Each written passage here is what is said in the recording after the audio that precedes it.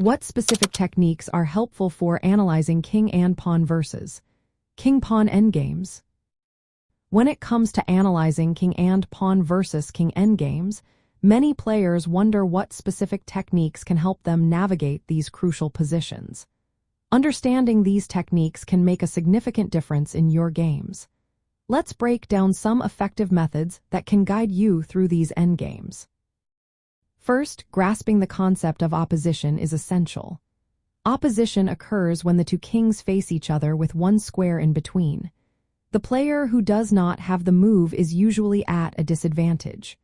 By gaining opposition, the king with the pawn can push the opposing king back, allowing the pawn to advance.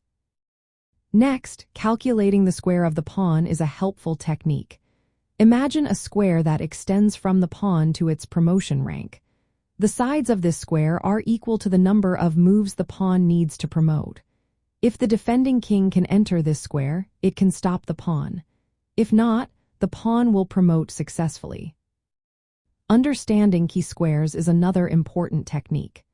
Key squares are specific squares that, if occupied by the attacking king, guarantee the pawn's promotion regardless of the defending king's moves. Knowing these squares can help you decide how to maneuver your king to support the pawn. Sometimes, advancing the pawn directly is not enough. You may need to create pawn breakthroughs. This involves pushing other pawns to force exchanges or lure the opposing king away. This tactic can open a path for your pawn to promote, but it requires careful calculation of the consequences of each pawn push. Calculating the number of moves to promotion and checkmate is also vital. Knowing how many moves it takes to promote the pawn and deliver checkmate, assuming optimal defense, helps you decide whether to push the pawn immediately or improve your king's position first. Recognizing drawn positions is crucial as well. Many king and pawn versus king endgames can end in a draw if the defending king can occupy critical squares or maintain opposition. Identifying these stalemate or fortress-like setups is key to avoiding overestimating your winning chances. Precise king maneuvering is necessary in these endgames. The attacking king must often take a path that avoids stalemate traps or losing the opposition. Understanding the shortest and safest route to support the pawn is essential.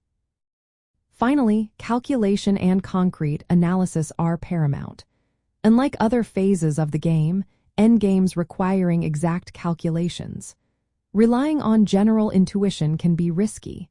You must calculate sequences precisely to ensure the pawn's promotion or to hold a draw. When solving pawn endgame puzzles, remember to identify if the pawn is a passed pawn and how far it is from promotion. Check if the defending king can reach the pawn's promotion path or key squares in time. Use your knowledge of opposition and key squares to plan your king moves. Consider pawn breakthroughs to force the opponent's king away. Always calculate move sequences carefully to avoid losing the pawn or allowing stalemate. Mastering these techniques will help you confidently assess and play king and pawn versus king endgames. These situations often arise from more complex positions after piece exchanges.